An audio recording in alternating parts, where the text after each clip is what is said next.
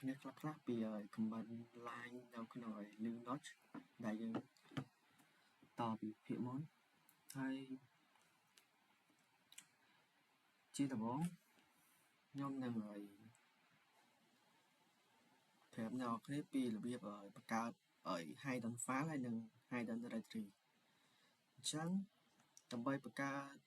hidden file បានយើងត្រូវមានសញ្ញាដតពីមុខ directory ដូចគ្នាយើងត្រូវមានសញ្ញាដតពីមុខអញ្ចឹងដើម្បីបង្កើតឥឡូវខ្ញុំនឹងបង្កើត file ឲ្យអ្នកគ្នាយើងប្រើ command touch ឥឡូវខ្ញុំដាក់ថាdot hi แล้ว dot abc file របស់ខ្ញុំឈ្មោះ abc.txt អញ្ចឹងจะបង្កើត hidden file បានហើយចំពោះ directory វិញគឺយើងប្រើ command ថា mkdir ហើយយើងប្រើសញ្ញាដតដូចគ្នាហើយដាក់ថា folder directory hello yes អញ្ចឹងខ្ញុំនឹងធ្វើការ cd ទៅកាន់ directory ហ្នឹងតែម្ដងយើងខំវាយ command ថា cd slash dot slash hello អញ្ចឹងយើងនឹងឈរនៅលើ directory hello អញ្ចឹងខ្ញុំនឹងប្រាប់អ្នកគ្នាមួយទៀតពីរបៀបcomment មួយទៀតពីរបៀបបង្កើត directory ច្រើនយើងបង្កើតម្ដងច្រើន directory អញ្ចឹងយើងត្រូវប្រើ command ថាឥឡូវខ្ញុំនឹងធ្វើការទៅកាន់ home directory វិញយើងត្រូវប្រើ command mkdir យើងដាក់ឈ្មោះfile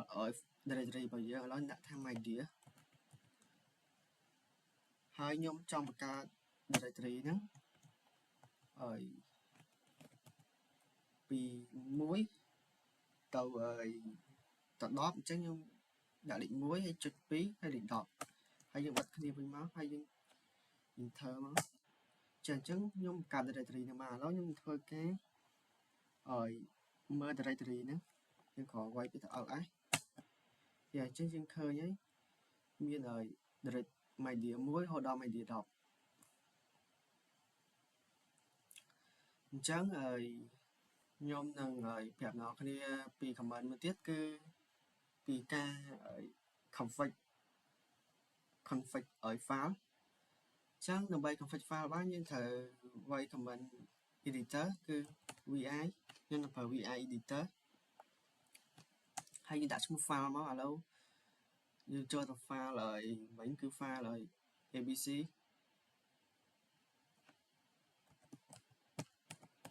.txt អញ្ចឹងយើងចូលដល់កន្លែង config file ហើយអញ្ចឹងដើម្បី config file នឹងបានយើងត្រូវប្រើ command i ដើម្បី insert នៅមុខ column ឥឡូវខ្ញុំវាយថា hello បន្តមកទៀតដើម្បី insert បន្ទាប់ពី column ហ្នឹងយើងត្រូវប្រើ command a ឥឡូវខ្ញុំធ្វើការដាក់ថា hi មួយទៀតហើយខ្ញុំចង់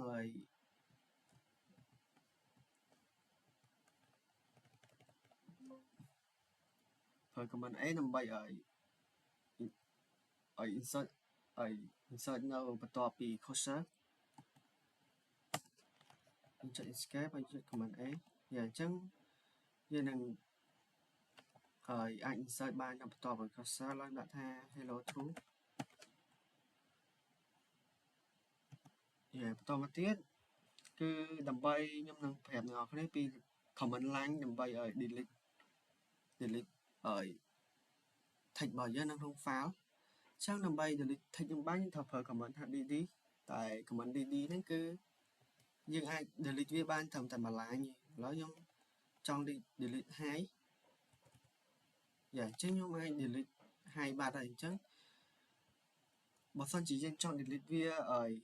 ច្រើន line យើងត្រូវប្រើ command មួយទៀតគឺ d ហើយយើងដាក់ចំនួន line ដែលយើងចង់ delete ហើយយើងដាក់ d មួយទៀត ចឹងទីហោថាឥឡូវខ្ញុំនឹងបង្កើត line បន្ទាប់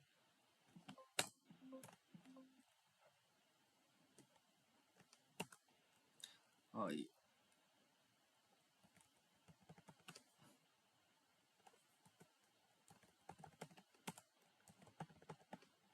ចឹងឥឡូវខ្ញុំចង់ delete 3 line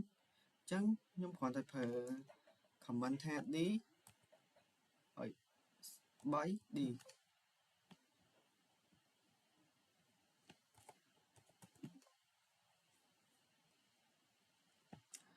ចឹងខ្ញុំគ្រាន់ប្រើ comment ឥឡូវខ្ញុំធ្វើការវាយ comment d 3d ចាំតិចដោយសារតែយើងត្រូវដាក់ cursor កន្លែងនេះចឹងយើងដាក់ cursor កន្លែងដែលយើងចង់ delete d 3d ចឹងវា delete ឲ្យ3 line ហើយចំណុចបន្ទាប់ទៀតខ្ញុំនឹងប្រាប់អ្នកនរគ្នាពី undo ដែលយើងចង់ឲ្យទីហោមិញខ្ញុំ delete 3 line ចឹងចង់ឲ្យ undo វាមកវិញខ្ញុំចង់បាន3 line មកវិញខ្ញុំក៏ចុច command u ចឹងយើងឃើញថាអា3 line ដែលយើង delete មិញហ្នឹងគឺវាមកវិញហើយ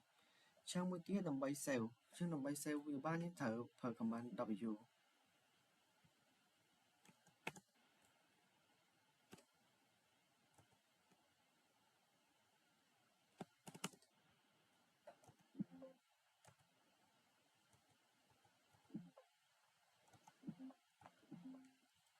ហើយត្រូវប្រើ command w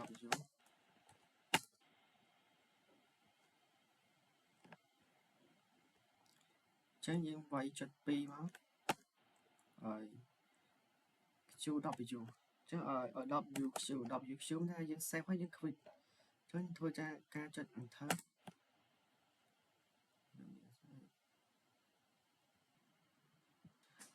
ឥឡូវខ្ញុំនឹងប្រាប់ comment line មួយទៀតគឺ remove OM ដែលយើងធ្វើការ remove ទៅលើ file ឬក៏ remove ទៅលើ directory ចឹងដើម្បីយើង remove ទៅលើ file ដែលយើងមានបានហើយយើងត្រូវប្រើ comment OM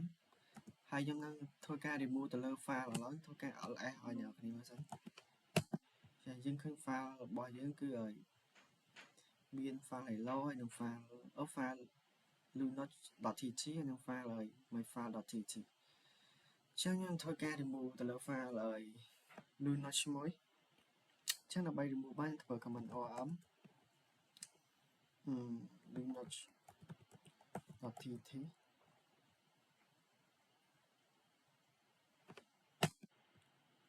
ចឹងវានឹងសួរយើងថាយើងនឹងពិតជាចង់ remove file នឹងមែនអត់ចឹងយើងក៏ចុចថា yes វាយចឹងយើង remove បានហើយយើងធ្វើការ ls មើល file ហ្នឹងចឹង file ហ្នឹងបាត់បាត់ហើយបន្តមកទៀតគឺ comment line គឺខ្ញុំនឹងប្រាប់ពី comment line ក្នុងការ remove ទៅលើ directory ចឹងដើម្បី remove ទៅលើ directory បានយើងត្រូវប្រើ comment om ដូចគ្នាតែយើងត្រូវបន្ថែមឲ្យ .air ហើយយើងដាក់ឈ្មោះ directory មកឡើយចង់ remove directory media ធូបចឹងគេសួរយើងទៀតថាយើងចង់ឲ្យ remove អានឹងមែនអត់ចឹងគាត់ចុចវាយមកចឹងយើង remove directory នឹងបានហើយបន្តមកទៀតគឺការ remove directory ដូចគ្នាតែបើសិន directory ហ្នឹងវាគឺអត់មាន file អត់មានអីនៅក្នុងហ្នឹងវា empty ចឹងយើងត្រូវប្រើ command ដូចគ្នាតែយើងអត់